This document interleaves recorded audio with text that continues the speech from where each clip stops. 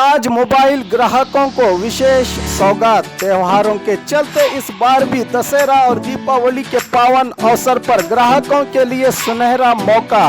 त्योहारों की खुशियों में चार चांद लगाने के लिए ताज मोबाइल की ओर से आपको आकर्षक ऑफर्स दिए जा रहे हैं। ग्राहकों से इस सुनहरे मौके का भरपूर लाभ उठाकर अपने जीवन का आनंद उठाने ताज मोबाइल के तमाम ग्राहकों को दशहरा और दीपावली की विशेष शुभकामनाओं के साथ एक बार विजिट कीजिए Taj mobile showroom, Ratan mall, shop number 9, SS road, Bijapur. अस्सलाम वालेकुम, नमस्ते। ताज मोबाइल के जो हमारी टीम है, ताज मोबाइल की पूरी टीम की तरफ से दशहरा और दिवाली की शुभकामनाएं आप सभी को। और हर साल हम अलग अलग सा ऑफ़र लेके आते हैं। इस साल भी बढ़िया, उससे भी बढ़िया ऑफ़र लेके आए हैं। बस निमंत्रित करता हूं कि गुंजाइश करता हूं कि सभी बीजापुर डिस्ट्रिक्ट के लोग आके एक बार देख ले।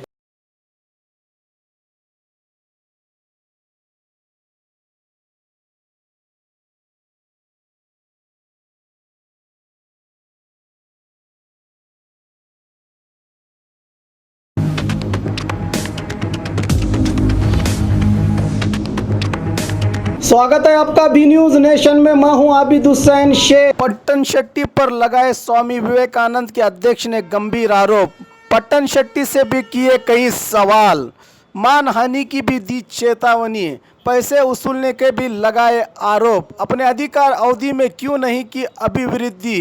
बीजेपी पूर्व मंत्री अप्पा साहब पट्टन शेट्टी के प्रेस मीट के बाद आज बसनगौड़ा पाटिल के समर्थन में उतरे स्वामी विवेकानंद सेना के अध्यक्ष राघु अन्नीगेरी ने कई सवाल उठाते हुए आरोपों को वापस लेने की बात। कल से शुरू हुए बीजेपी के वरिष्ठ नेताओं में आरोप प्रति आरोप का क्या यह सिलसिला यूं ही जारी रहेगा या कोई सियासी रंग लेगा, ये देखते रहेंगे आने वाले दिनों में। तो देखते रहिए बी न्यूज नेशन। 2020 ಸರ್ಕಾರದಲ್ಲಿ 4 ವರ್ಷ ಅವಧಿ ಆಯಿತು, 1 ವರ್ಷ ಕಡಿಮೆ ಆಯಿತು।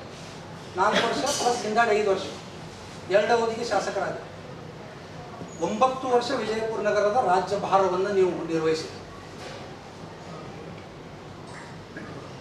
ಮುಂದೆ 5 ವರ್ಷ ಭಾಗವಾನ್ ಅವರು ಕಾಂಗ್ರೆಸ್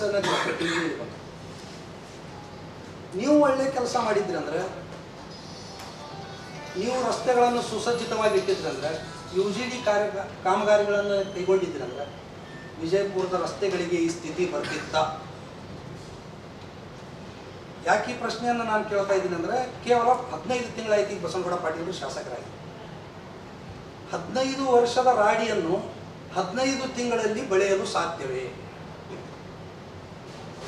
ಆ 15 ವರ್ಷದಲ್ಲಿ 9 ವರ್ಷ ನಿಮ್ಮ ಕೈಯಲ್ಲಿ ವಿಜಯಪುರ ನಗರ ಇದೆ।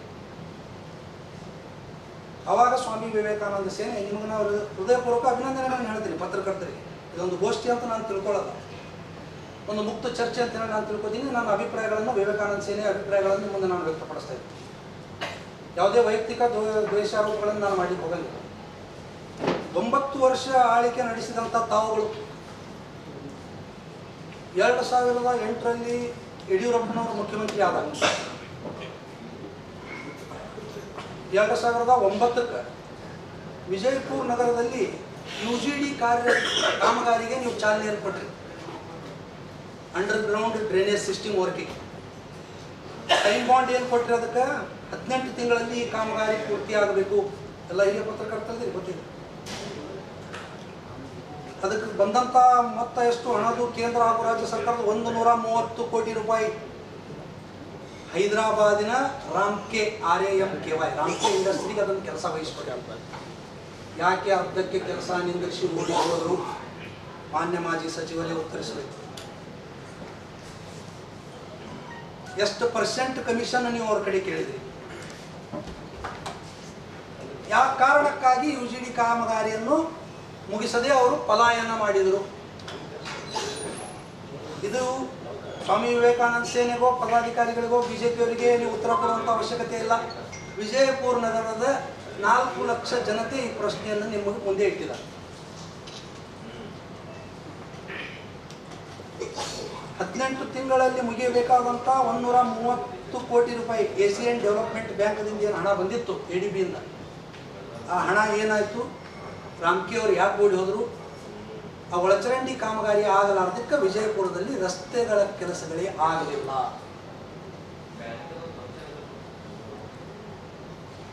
ಇದರ ಅರಿವು ಇದ್ಕೊಂಡು ನೀವು ರಸ್ತೆಗಳ ಬಗ್ಗೆ ಮಾತನಾಡಿದ್ರು ನಿನ್ನೆ ಪತ್ರಿಕಾಗೋಷ್ಠಿಯಲ್ಲಿ. ಏನು ಇದನ್ನು ಜನರ ಕಣ್ಣು ಮುಚ್ಕೊಂಡು ಕೂತಾರ, ನಾನು ಏನು ಮಾತನಾಡಿದ್ರು ನಡೀತದಂತ ಹೇಳಿ ತಿಳ್ಕೊಂಡು ಮಾತನಾಡಿದರು ಅನ್ನೋದು ಬಹಿರಂಗಪಡಿಸ್ಬೇಕಂತೇಳಿ ಒಂದು ಸ್ವಾಮಿ ವಿವೇಕಾನಂದ ಸೇನೆಯನ್ನು ನಾವು ಸವಾಲನ್ನು ಮಾಡಿದ್ದೇವೆ. ಎಷ್ಟು ಕಾಕತಾಳೀಯ ನೋಡ್ರಿ. ನಿನ್ನೆ ಬೆಳಿಗ್ಗೆ ಮಾನ್ಯ ಮಾಜಿ ಸಚಿವರು ಪತ್ರಿಕಾಗೋಷ್ಠಿ ಮಾಡ್ತಾರೆ. ಮಧ್ಯಾಹ್ನ ವಿಜಯಪುರ ನಗರದಲ್ಲಿ ಸ್ವತಂತ್ರ ಕಳೆದ ಬಾರಿ ವಿಧಾನಸಭೆ ಚುನಾವಣೆಯಲ್ಲಿ ಸ್ವತಂತ್ರ ಕಾಂಗ್ರೆಸ್ ಅಭ್ಯರ್ಥಿ ಹೋಗಿ ರಸ್ತೆ ಮಧ್ಯದಲ್ಲಿ ಗಿಡ ಹಚ್ಚಿ ಬರ್ತಾರೆ. 1 ಲಕ್ಷ ರೂಪಾಯಿ ಬಹುಮಾನ ಘೋಷಣೆ ಮಾಡ್ತಾರೆ.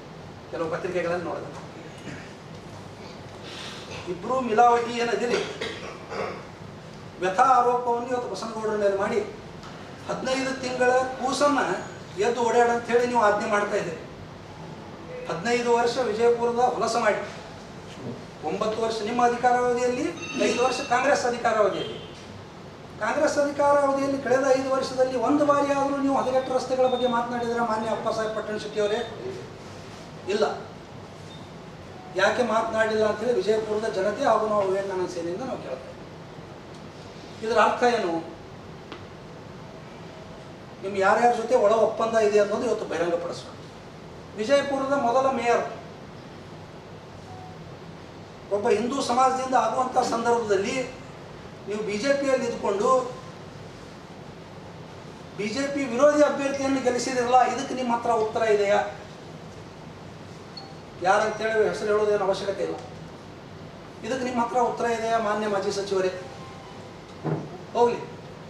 ಇನ್ನೊಂದು ಭಾಳ ಗಂಭೀರವಾಗಿ ನಿನ್ನೆ ಮಾತನಾಡಿದ್ದಾರೆ ಅವರು. ಸಾರ್ವಜನಿಕರ ಜೊತೆ ಸೇರಿ ಏನಾದರೂ ದೀಪಾವಳಿ ಅಷ್ಟರಲ್ಲಿ ರಸ್ತೆಗಳ ರಿಪೇರಿ ಆಗದೇ ಇದ್ದರೆ ಸಾರ್ವಜನಿಕರ ಜೊತೆ ಸೇರಿ ನಾನು ಹೋರಾಟ ಮಾಡ್ತೀನಿ. ಯಾರ ವಿರುದ್ಧ ಹೋರಾಟ ಮಾಡ್ತೀನಿ ಮಾಜಿ ಸಚಿವರೇ? ನೀವು ಯಾವ ಪಕ್ಷದಲ್ಲಿದ್ದೀರಾ? ನಾನು ಕೇವಲ ಸ್ವಾಮಿ ವಿವೇಕಾನಂದ ಸೇನೆ ಅಧ್ಯಕ್ಷನಾಗಿ ಕೇಳ್ತಾ ಇಲ್ಲ, ಬಿಜೆಪಿ ನಗರ ಮಾಜಿ ಯುವ ಮೋರ್ಚಾ ಅಧ್ಯಕ್ಷನಾಗಿ ಪ್ರಶ್ನೆಯನ್ನು ಕೇಳ್ತಾ ಇದ್ದೇನೆ. ನಮೋ ಬ್ರಿಗೇಡನ ವಕ್ತಾರನಾಗಿ ಪ್ರಶ್ನೆಯನ್ನು ಕೇಳ್ತಾ ಇದ್ದೇನೆ. ಉತ್ತರ ಕರ್ನಾಟಕದಲ್ಲಿ ನಮೋ ಬ್ರಿಗೇಡ್ ಸಂಘಟನೆ ಮಾಡಿ ಹಳ್ಳಿಯಲ್ಲಿ ಮೋದಿ ಪ್ರಚಾರ ಮಾಡಿ ಇವತ್ತು ಕೇಳುವಂಥ ನೈತಿಕತೆ ನನಗಿದೆ. ಯಾರ ವಿರುದ್ಧ ನೀವು ಸಾರ್ವಜನಿಕರೊಂದಿಗೆ ಸೇರಿ ಪ್ರತಿಭಟನೆ ಮಾಡ್ತೀರಿ? 15 ತಿಂಗಳಲ್ಲಿ ಹರೀಶ್ಮಂತ ಯತ್ನಾಳ್ ಅವರ ವಿರುದ್ಧ. ಯತ್ನಾಳ್ ಅವರು ಯಾವ ಪಾರ್ಟಿಯಲ್ಲಿದ್ದಾರೆ? ಭಾರತೀಯ ಜನತಾ ಪಾರ್ಟಿಯಲ್ಲಿದ್ದಾರೆ. ನೀವು ಯಾವ ಪಾರ್ಟಿಯಲ್ಲಿದ್ದೀರಿ? ಭಾರತೀಯ ಜನತಾ ಪಾರ್ಟಿಯಲ್ಲಿದ್ದೀರಿ. ಪಕ್ಷ ವಿರೋಧಿ ಚಟುವಟಿಕೆ ಆಗೋದಿಲ್ಲವೇ? ಮಾನ್ಯ ರಾಜ್ಯಾಧ್ಯಕ್ಷರ ಅಂತ ನಳಿನ್ ಕುಮಾರ್ ಕಟೀಲ್ ಅವರಿಗೆ ನಾನು ಬಿಜೆಪಿ ಪದಾಧಿಕಾರಿಗಳು ಹಾಗೂ ವಿವೇಕಾನಂದ ಸೇನೆಯ ಪರವಾಗಿ ಆಗ್ರಹ ಮಾಡ್ತಾ ಇದ್ದೇನೆ. ನಮ್ಮ ಮುಖಾಂತರ ತಕ್ಷಣ ಅಪ್ಪಸಾಹೇಬ್ ಪಟ್ಟಣಶೆಟ್ಟಿ ಅವರನ್ನು ಪಕ್ಷದಿಂದ ಉಚ್ಚಾಟನೆ ಮಾಡಿರಿ. ಪಕ್ಷ ವಿರೋಧಿ ಹೇಳಿಕೆಯನ್ನು ಮಾಧ್ಯಮದ ಮುಂದೆ ನೀಡಿದ್ದಾರೆ ವಿಜಯಪುರ ನಗರ. ಅದನ್ನು ಯಾವಾಗ? ಒಂದು ಕಡೆ ನೆರೆ ಸಂತ್ರಸ್ತರು ಇವತ್ತು ಓಡಾಡ್ತಾ ಇದ್ದಾರೆ, ಒಂದು ಕಡೆ ಮಹಾರಾಷ್ಟ್ರದ ಚುನಾವಣೆ ಇದೆ. ವಿಜಯಪುರದ ಹತ್ತಿರವಿರುವಂಥ ಸೋಲಾಪುರ ಮಹಾರಾಷ್ಟ್ರದಲ್ಲಿ ಚುನಾವಣೆ ನಡೀತಾ ಇದೆ, ಸಾಂಗ್ಲಿಯಲ್ಲಿ ಚುನಾವಣೆ ನಡೀತಾ ಇದ್ದಾವೆ. ಪಕ್ಷಕ್ಕೆ ಇದರ ಮೇಲೆ ಹಾನಿ ಆಗಿದೆ ನಿಮ್ಮ ಹೇಳಿಕೆಯಿಂದ. ತಕ್ಷಣ ನಳಿನ್ ಕುಮಾರ್ ಕಟೀಲ್ ಅವರಿಗೆ ರಾಜ್ಯಾಧ್ಯಕ್ಷರಿಗೆ ನಾವು ಆಗ್ರಹ ಮಾಡ್ತಾ ಇದ್ದೀವಿ, ತಕ್ಷಣ ಅಪ್ಪಸಾಹೇಬ್ ಪಟ್ಟಣಶೆಟ್ಟಿ ಅವ್ರನ್ನ ಪಕ್ಷದಿಂದ ಉಚ್ಚಾಟನೆ ಮಾಡಿ. ಕಳೆದ 15 ವರ್ಷಗಳಲ್ಲಿ 9 ವರ್ಷ ಆಡಳಿತ ನೀವು ನಡೆಸಿದ್ದೀರಿ ರಾಜ್ಯಭಾರ ವಿಜಯಪುರ ನಗರ ಶಾಸಕರಾಗಿ. ದುರ್ದೈವದ ಸಂಗತಿ, ಇವತ್ತು ಕರ್ನಾಟಕದಲ್ಲಿ ಭ್ರಷ್ಟಾಚಾರದಲ್ಲಿ ವಿಜಯಪುರ ನಂಬರ್ 1 ಸ್ಥಾನದಲ್ಲಿದೆ. ಇದಕ್ಕೆ 15 ತಿಂಗಳ ಆಡಳಿತ ನಡೆಸಿದಂಥ ಯತ್ನಾಳ ಕಾರಣ, 9 ವರ್ಷ ಆಡಳಿತ ನಡೆಸಿದಂಥ ಅಪ್ಪು ಪಟ್ಟಣಶೆಟ್ಟಿ ಕಾರಣ. ಇದನ್ನು ವಿಜಯಪುರ ಜನತೆ ಮುಂದೆ ಪ್ರಶ್ನೆಯನ್ನು ಇಡಲಿಕ್ಕೆ ಇಷ್ಟಪಡ್ತೀನಿ. ಇವತ್ತು 15 ತಿಂಗಳದೊಳಗೆ ಯತ್ನಾಳ್ ಅವರು ನೇರವಾಗಿ ಹೇಳಿದ್ದಾರೆ, ನನ್ನ ಹತ್ರ ಯಾವುದೇ ಸಾರ್ವಜನಿಕರ ಭೇಟಿಗಾಗಿ ಬರಬೇಕಾದ್ರೆ ಯಾರ ಮಧ್ಯವರ್ತಿಗಳು ಬೇಡ, ನೇರವಾಗಿ ನೀವು ನನ್ನನ್ನು ಬಂದು ಭೇಟಿ ಮಾಡಿ. ಯಾರಿಗೆ ಹಣ ಕೊಡುವ ಅವಶ್ಯಕತೆ ಇಲ್ಲ, ದಲ್ಲಾಳಿಗಳಿಗೆ ನನ್ನ ಹತ್ತಿರ ಜಾಗವಿಲ್ಲ. ಸ್ಪಷ್ಟ ಸಂದೇಶವನ್ನು ಯತ್ನಾಳ್ ಅವರು ಹೇಳಿದ್ದಾರೆ. ಹಾಗಿದ್ರೆ ವಿಜಯಪುರ ನಗರ ಈ ಭ್ರಷ್ಟಾಚಾರದಿಂದ ತಾವೇ ಪತ್ರಿಕೆಗಳಲ್ಲಿ ಬರೆದ್ರಿ. ನಾವು ಕೂಡ ನಿಮ್ಮ ಜೊತೆಯಲ್ಲಿ ಅವಾಗ ನಾವು ಹೋರಾಟ ಮಾಡ್ತಿದ್ದೀವಿ, ನೀವು ಬರೀತಾ ಇದ್ರಿ. ವಿಜಯಪುರ ಧುಳಾಪುರ ಅಂತ ಹೇಳಿ ಬರೆದ್ರಿ, ನರಕಾಪುರ ಅಂತ ಹೇಳಿ ಬರೆದ್ರಿ, ಕೊಳಚೆಪುರ ಅಂತ ಹೇಳಿ ಬರೆದ್ರಿ. ಇದಕ್ಕೆ ಕಾರಣೀಭೂತರು, ನಿಜವಾದ ಕಾರಣೀಭೂತರು ಯಾರು? ಆತ್ಮಾವಲೋಕನ ಮಾಡಿಕೊಳ್ಳಿ ಮಾನ್ಯ ಅಪ್ಪಸಾಹೇಬ್ ಪಟ್ಟಣಶೆಟ್ಟಿ ಅವರೇ. ಕಳೆದ ಬಾರಿ ಕಳೆದ ಚುನಾವಣೆಗಿಂತ ಪೂರ್ವದಲ್ಲಿ 2013 ಚುನಾವಣೆಯಲ್ಲಿ ನೀವು ಏನಾದರೂ ಒಳ್ಳೆ ಕೆಲಸ ಮಾಡಿದ್ದೀರಂದ್ರೆ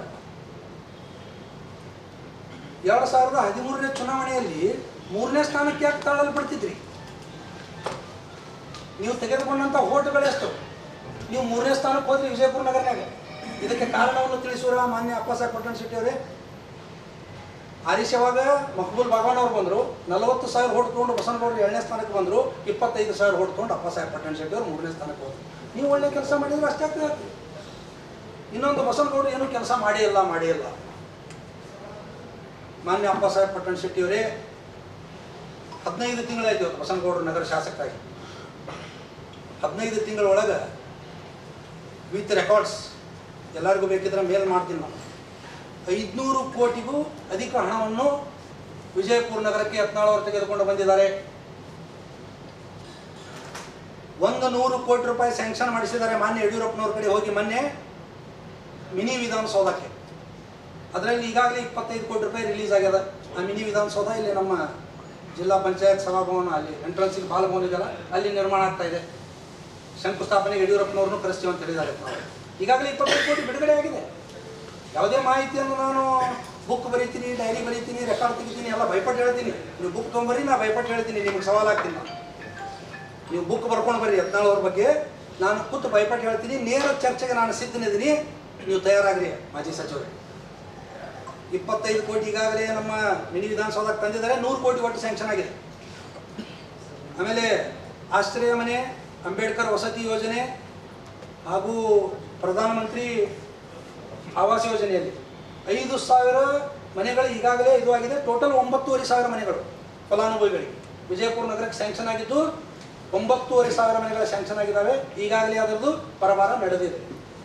ಅವರಿಗೆ ನಾನು ಕೇಳ್ತೀನಿ, ಅಪ್ಪಸಾಹೇಬ್ ಪಟ್ಟಣ ಶೆಟ್ಟಿಯವರಿಗೆ 9 ವರ್ಷ ಆಡಳಿತ ಮಾಡಿದ್ರಲ್ಲ, ಎಷ್ಟು ಆಶ್ರಯ ಮನೆಯನ್ನು ವಿಜಯಪುರಕ್ಕೆ ತಂದ್ರಿ? 5 ತಂದಿರ ಅಂತ ಹೇಳಿಬಿಡ್ರಿ. ಇವತ್ತೇ ನಾನು ನನ್ನ ಸ್ವಾಮಿ ವಿವೇಕಾನಂದ ಸೇನೆ ಅಧ್ಯಕ್ಷ ಸ್ಥಾನಕ್ಕೆ ರಾಜೀನಾಮೆ ಕೊಡ್ತೀನಿ. 5 ಫಲಾನುಭವಿಗಳಿಗೆ ನಾನು ಮನೆ ಕೊಟ್ಟಿನಿ, ಆಶ್ರಯ ಮನೆ. 9 ವರ್ಷಕ್ಕೆ 9,500 ಅಂತೂ ಬೇಡ, 1000 ಬೇಡ, ಕೇವಲ 5 ಮನೆ ನೀವೇನಾದರೂ ಬಡವರಿಗೆ ಕೊಟ್ಟಿದ್ರಿ ಅಂದರೆ ಸ್ವಾಮಿ ವಿವೇಕಾನಂದ ಸೇನೆ ಅಧ್ಯಕ್ಷ ಸ್ಥಾನಕ್ಕೆ ನಾನು ಬಹಿರಂಗವಾಗಿ ರಾಜೀನಾಮೆ ಕೊಟ್ಟು ಹೋಗ್ತೀನಿ. ಮುಂದೆ ಯಾವುದೇ ರಾಜಕೀಯ ವಿಷಯ ನಾನು ಮಾತನಾಡಿ ಈ ಸವಾಲನ್ನು ಸ್ವೀಕರಿಸಲಿಕ್ಕೆ ತಯಾರಿದ್ದೀರಾ? ಸತ್ಯಾಸತ್ಯತೆಯನ್ನು ಮಾತನಾಡಿ ವಿಜಯಪುರ ಜನತೆ ಮುಂದೆ. ಈಗ 9,500 ಮನೆಗಳನ್ನು ಬಸನಗೌಡ ಪಾಟೀಲ್ ಯತ್ನಾಳ್ ಅಂಬೇಡ್ಕರ್ ವಸತಿ ಯೋಜನೆ ಇವೆಲ್ಲ 3 ಯೋಜನೆಗಳಲ್ಲಿ ತಂದಿದ್ದಾರೆ. ಯಾವುದೇ ಒಂದು 5 ಪೈಸಾ ಯಾವುದೇ ಏಜೆಂಟ್ರಿಗೆ ಕೊಡಲಾರದೆ ನೇರವಾಗಿ MLA ಅವರ ಕಚೇರಿಗೆ, ಶಾಸಕ ಕಚೇರಿಗೆ ಬಂದರೆ ಅಂಥ ಫಲ. ನಿನ್ನೆ ಒಂದು ಪತ್ರಿಕಾಗೋಷ್ಠಿ ಒಳಗೆ ಒಂದು ಹೇಳಿಕೆ ಕೊಟ್ಟರು, ನನಗೆ ಸಂಬಂಧಪಟ್ಟಂಥ ಸಂಸ್ಥೆಗಳೊಳಗೆ ಹೇಳಿಕೆ ಕೊಟ್ಟರು. ನಾನು ಸ್ವಾಮಿ ವಿವೇಕಾನಂದ ಸೇನೆ ಅಧ್ಯಕ್ಷನ ಜೊತೆಗೆ ಸಿದ್ಧಶ್ರೀ ಸೌಹಾರ್ದದ ಜಾಯಿಂಟ್ MD ಆಗಿ ಕೆಲಸ ಮಾಡ್ತಾ ಇದ್ದೀನಿ. ಸಿದ್ಧಶ್ರೀ ಸೌಹಾರ್ದ ಬಸನಗೌಡ ಪಾಟೀಲ್ ಯತ್ನಾಳ್ ಅಧ್ಯಕ್ಷತೆಯಲ್ಲಿ ರಾಜ್ಯದಲ್ಲಿ 113 ಶಾಖೆಗಳು ಈಗಾಗಲೇ ತೆಗೆದಿದೆ ಕರ್ನಾಟಕದಾದ್ಯಂತ. ಸಿದ್ಧಶ್ರೀ ಸೌಹಾರ್ದ ನೆರೆ ಸಂತ್ರಸ್ತರಿಗೆ ಏನು ಮಾಡ್ಯದ ಅಂತೇಳಿ ಸಿದ್ಧಶ್ರೀ ಬ್ಯಾಂಕಿನ ಬಗ್ಗೆ ಇವತ್ತೊಂದು ಪ್ರಶ್ನೆ ಎತ್ತಿದ್ರು, ಹಾಗೂ ಸಿದ್ದೇಶ್ವರ ಸಂಸ್ಥೆಯ ಬಗ್ಗೆ ಪ್ರಶ್ನೆ ಎತ್ತಿದ್ರು.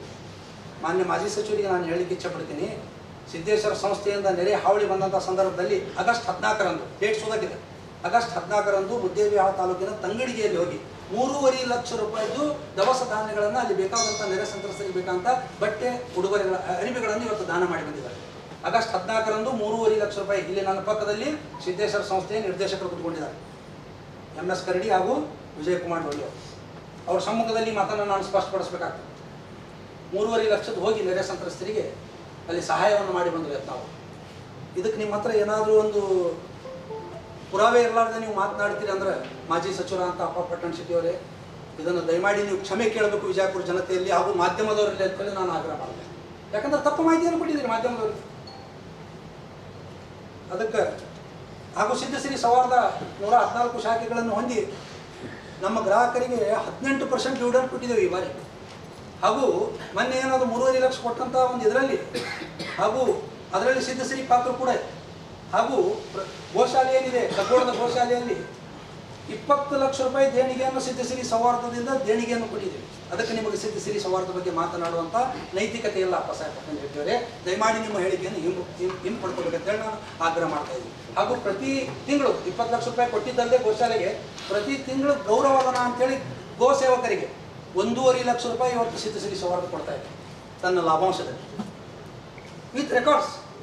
ಸಿದ್ಧಶ್ರೀ ಜಾಯಿಂಟ್ MD ಆಗಿ ಹೇಳ್ತಾ ಇದ್ದೀನಿ ನಾನು. ಅದಕ್ಕೆ ನಿಮ್ಮ ಹೇಳಿಕೆಗಳನ್ನು ತಕ್ಷಣ ನೀವು ವಾಪಸ್ ಪಡಬೇಕು.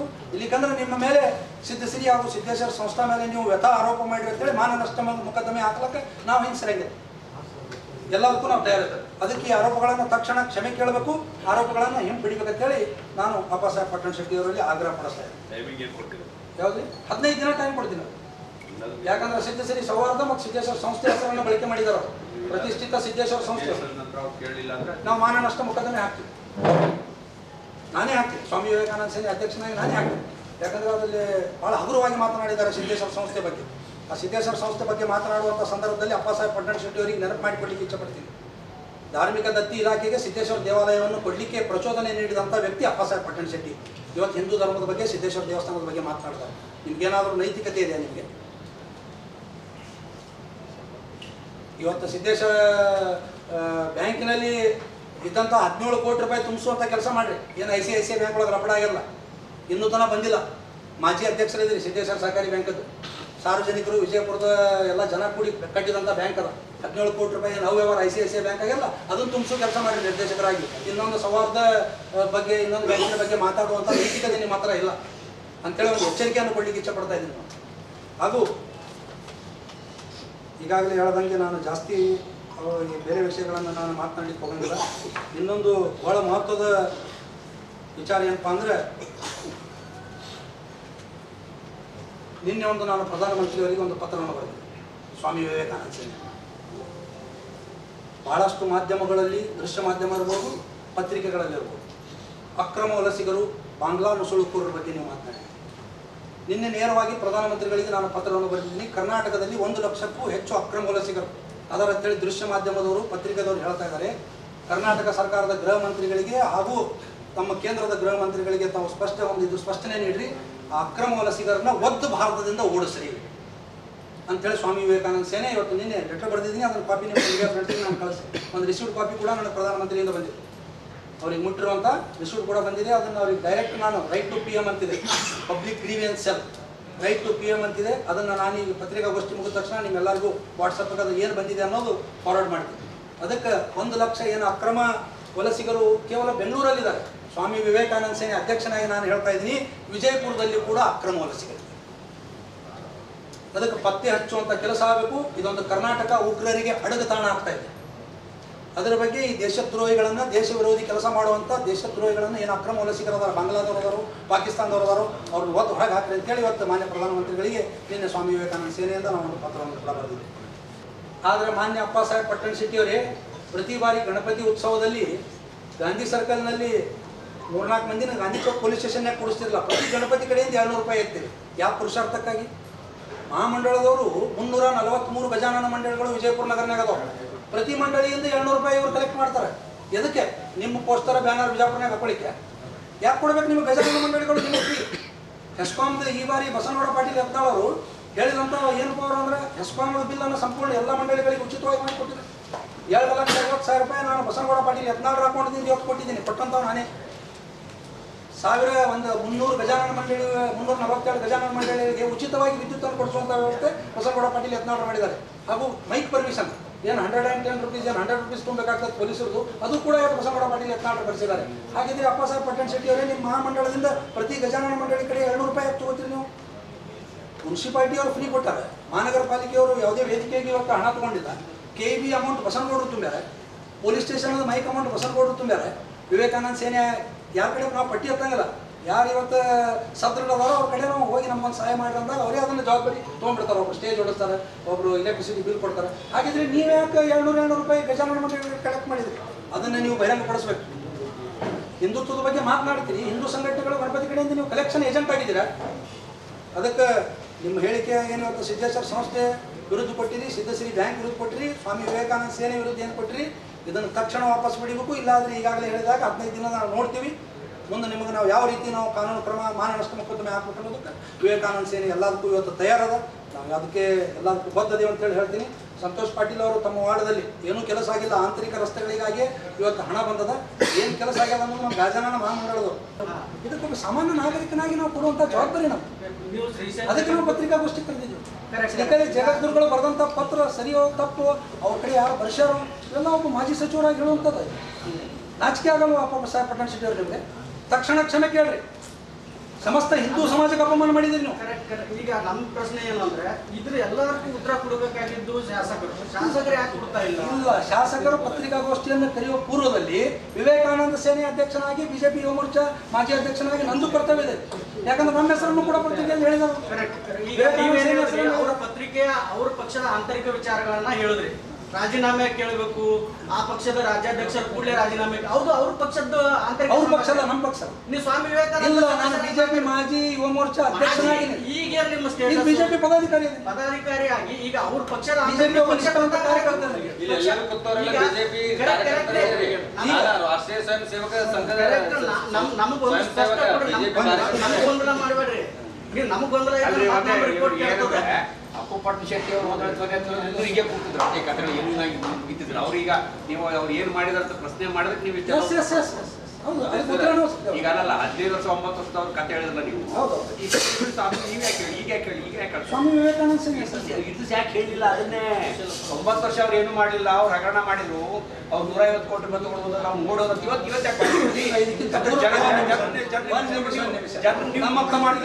ನಾವೇ ಬರೆದಿದ್ದೀರಿ.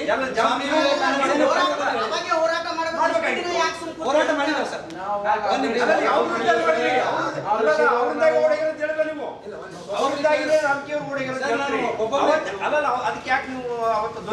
ಸರ್, 2009ರಲ್ಲಿ ಭೂಮಿ ಪೂಜೆ ಆಗಿದೆ. ಸ್ವಾಮಿ ವಿವೇಕಾನಂದ ಸೇನೆ 2012ರಲ್ಲಿ ಪತ್ರಿಕಾಗೋಷ್ಠಿ, ಪತ್ರಿಕಾ ಪ್ರಕಟಣೆ ಜಿಲ್ಲಾಧಿಕಾರಿಗಳಿಗೆ ಮನವಿ ಕೊಟ್ಟಿದ್ದು ತಮ್ಮ ಪತ್ರಿಕೆಗಳಲ್ಲೇ ಬಂದವು.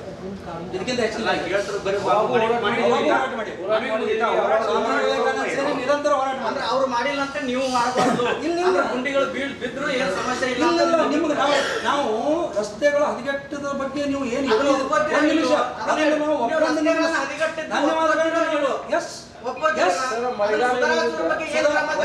ಉತ್ತರ ಕೊಡಬೇಕು. ಇವು ಅದನ್ನ ಏನ್ರಿ ಈಗ ರಸ್ತೆಗಳು ಹದಗೆಟ್ಟಿದ್ದು ಒಪ್ಕೋತೀರಾ? ಹೌದು. ಎಲ್ಲ ಕಡೆ ಗುಂಡಿ ಬಿದ್ದಿದೆ ಒಪ್ಕೋತೀರಾ? ಅದನ್ನು ಸುಧಾರಿಸೋದ್ರ ಬಗ್ಗೆ ವಿಜಯಪುರ ಸಂಪೂರ್ಣ ನರಕಾಪುರ ಆಗಿದೆ.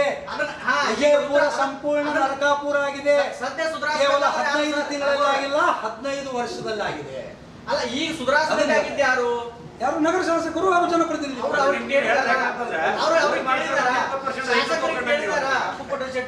ಹೌದು. ಪ್ರಶ್ನೆ ಮಾಡಿದಾರ, ಉತ್ತರ ಕೊಡ್ಬೇಕಾ ಶಾಸಕರು? ಶಾಸಕರು ಕೊಡ್ತಾರೆ ಉತ್ತರ. ಯಾಕೆ ಮೌನವಾಗಿದ್ದಾರೆ ಈಗಲೂ? ಇಲ್ಲ, ಶಾಸಕರು ಬರ್ಬೇಕಲ್ಲ, ಈಗ ಉತ್ತರ ಕೊಡ್ಬೇಕಲ್ಲ. ಯಾವಾಗಲೂ ಬೀದಿ ನಾಯಿಗಳಿಗೆ ಅಂದ್ರೆ ಮಾಜಿ ಶಾಸಕರ ಪ್ರಕಾರ ಅವರು ಬೀದಿ ನಾಯಿ ಅಂತ ಅವ್ರು ಹೇಳೋದು. ಉತ್ತರ ನೀವೇ ಕೊಟ್ಬಿಟ್ರಿ. ನೆರೆ ಬಗ್ಗೆ, ನೆರೆ ಸಂತ್ರಸ್ತರ ಬಗ್ಗೆ ಮಾತಾಡಿದ್ರೆ ಅದು ಪಕ್ಷ ವಿರೋಧಿ ಅಲ್ಲ. ನೀವು ಜನರ ಸಮಸ್ಯೆ ಬಗ್ಗೆ ಮಾತಾಡಿದ್ರೆ ಪಕ್ಷ ವಿರೋಧಿನ? ಜನರ ಸಮಸ್ಯೆನೇ ಸರ್. ಬಿಜಾಪುರ ಇದು ವಾಸ್ತವ ಒಪ್ಕೊಳ್ಳಿ. ನೀವು ಅದನ್ನ ಸಮರ್ಥನೆ ಮಾಡ್ಕೋಬೇಕು. ನಾವು ನಿಮಗೆ ಸ್ವಾಮಿ ವಿವೇಕಾನಂದ ಸೇನೆಯಿಂದ ಪತ್ರಿಕಾ ಮಿತ್ರರಿಗೆ ಅಭಿನಂದನೆ ಸಲ್ಲಿಸಿ. ಅದಕ್ಕಲ್ಲಿ ರೋಡ್ಗಳ ಬಗ್ಗೆ ಬರೆದಿದ್ದಕ್ಕೆ, ಎತ್ತಿ ತೋರಿಸಿದ್ದಕ್ಕೆ ಅಭಿನಂದನೆ ಪೂರ್ವದಲ್ಲೇ ಸಲ್ಲಿಸಿ. ನಾವು ನೀವು ಎತ್ತಿದಂತ ಪ್ರಶ್ನೆಯನ್ನು ನಾವು ಇವತ್ತು ಸ್ವಾಗತ ಮಾಡ್ತೀವಿ. ಈ ರಸ್ತೆ ನೀವು ಸ್ವಾಮಿ ವಿವೇಕಾನಂದ ನೀವೇನು ಹಿಂದೆ ಗುಂಡಿ ಬಿದ್ದಾಗ ಗುಂಡಿ ಒಳ್ಳೆ ರಸ್ತೆ ಸಿಕ್ಕರೆ ನಾ ಬಹುಮಾನ ಘೋಷಣೆ ಮಾಡಿ ಪತ್ರಿಕೆಯಲ್ಲಿ ಬಂದಿತ್ತು. ಈಗ ಯಾಕೆ ಸ್ವಾಮಿ ವಿವೇಕಾನಂದ ಸ್ವಾಮಿ ಅದಕ್ಕಲ್ಲೇ ಮಾಡ್ತಾ ಇದ್ದೇವೆ ಸರ್. ಅದನ್ನ ಕೇಳ್ತೀರಾ? ನಿಮ್ ಪ್ರಶ್ನೆಗೆ ಉತ್ತರ ಕೊಡಿ. ಒಂದ್ ನಿಮಿಷ, ನಿಮ್ ಪ್ರಶ್ನೆಗೆ ಒಂದು ಉತ್ತರ ಕೊಟ್ಬಿಡ್ತೀನಿ, ಕೇಳಬೇಡ್ರಿ. ವಿಜಯಪುರ ನಗರದ ಹದಗೆಟ್ಟು ರಸ್ತೆಗಳ ಬಗ್ಗೆ ಜನರ ಗಮನ ಸೆಳೆದಿದ್ದಕ್ಕೆ ಮಾಧ್ಯಮದವರಿಗೆ ನಾನು ಅಭಿನಂದನೆಯನ್ನು ನನ್ನ ಪತ್ರಿಕಾಗೋಷ್ಠಿಯ ಪೂರ್ವದಲ್ಲೇ ಹೇಳಿದ್ದೀನಿ. ಈಗೇನು ಹೇಳ್ತಾ ಇದ್ದೀನಿ, ಮುಂದಿನ ಚುನಾವಣೆ ಏನು ಬಸನಗೌಡ ಪಾಟೀಲ್ ಯತ್ನಾಳ್ ವಿಜಯಪುರದಲ್ಲಿ ಸ್ಪರ್ಧೆ ಮಾಡ್ತಾರಲ್ಲ, ಒಂದೇ ಒಂದು ರಸ್ತೆನೂ ರಿಪೇರಿ ಆಗಿದ್ದಿಲ್ಲ ಅಂದ್ರೆ ಇವತ್ತು ಸ್ವಾಮಿ ವಿವೇಕಾನಂದ ಸೇನೆ ಸವಾಲಾಗಿ ಸ್ವೀಕರಿಸ್ತಾ ಇದೆ. ಅದನ್ನು ತಿಳ್ಕೊಡ್ರಿ ನೀವು. ಎಲ್ಲ ರಸ್ತೆಗಳು ರಿಪೇರಿ ಆಗಿ ಅಭಿವೃದ್ಧಿ ಅಭಿವೃದ್ಧಿ ಅಭಿವೃದ್ಧಿ ಒಂದೇ ಮಂತ್ರದ ಮೇಲೆ ನಾವು ಮುಂದಿನ ಚುನಾವಣೆ ಎದುರಿಸ್ತೀವಿ. 3 ವರ್ಷ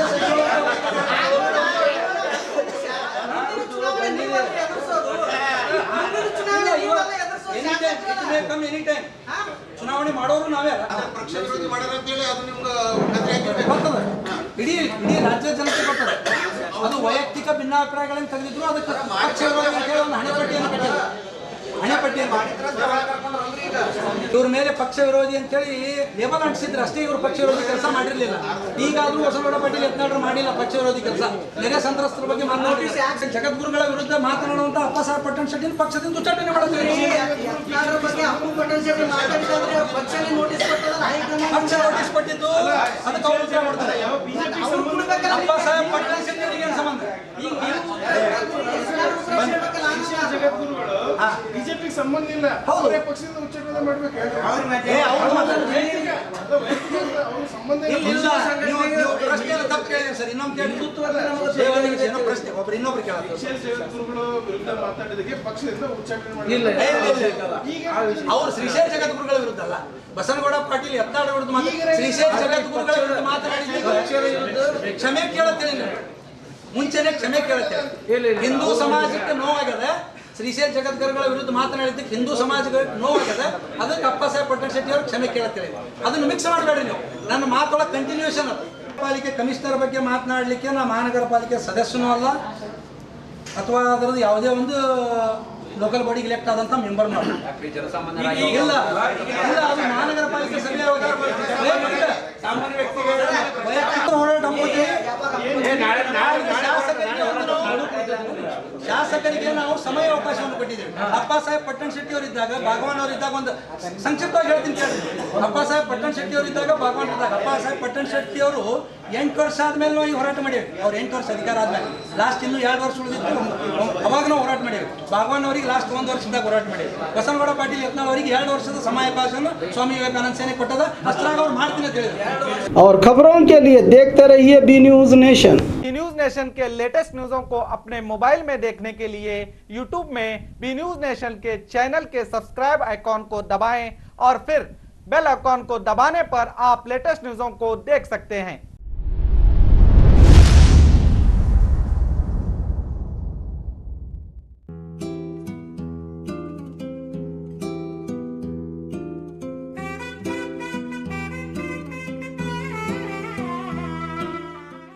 ಪ್ರತಿ ವರ್ಷದಂತೆ ಈ ವರ್ಷವೂ ಸಹ ಸರ್ವಧರ್ಮ ಸಾಮೂಹಿಕ ವಿವಾಹ ನಡೆಯಲಿದೆ.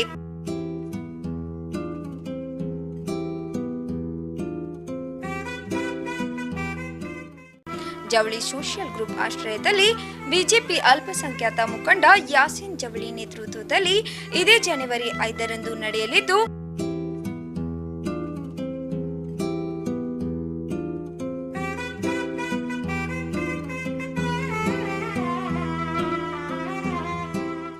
ಹೆಚ್ಚಿನ ಸಂಖ್ಯೆಯಲ್ಲಿ ನೋಂದಣಿ ಮಾಡಬೇಕಾಗಿ ವಿನಂತಿ.